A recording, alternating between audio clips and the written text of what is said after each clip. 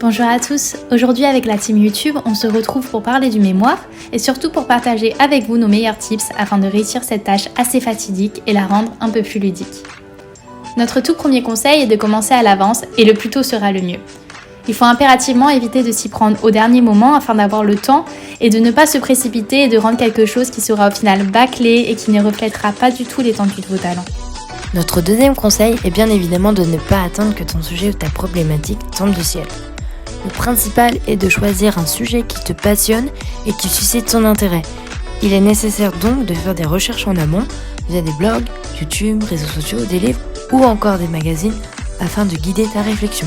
Notre troisième conseil est de bien définir ton sujet et ta problématique. Si dès le début tu te concentres à peaufiner ta problématique et à essayer de la reformuler du mieux possible, alors tu seras plus à même d'organiser tes parties, tes idées et ainsi tout ton mémoire coulera de source. Notre conseil numéro 4 est de rajouter ta touche personnelle. Les mémoires les plus intéressants à lire pour un correcteur sont des mémoires personnalisées, tant dans la forme de phrases que dans l'esthétique de ton rendu. Il est ainsi plus agréable à lire et cela apporte une réelle valeur ajoutée. Notre cinquième conseil est bien entendu de citer tes sources. Si on t'avise de le faire, c'est d'un point de vue purement déontologique, tu l'auras compris, mais également stratégique.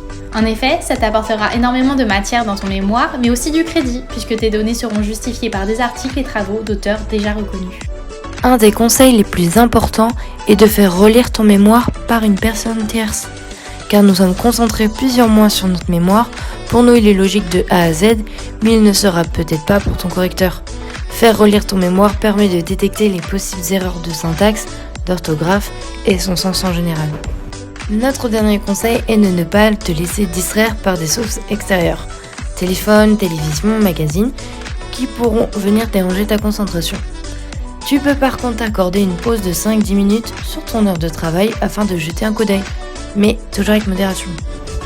Voilà, on espère que notre vidéo t'aura plu et que ces conseils pourront t'aider.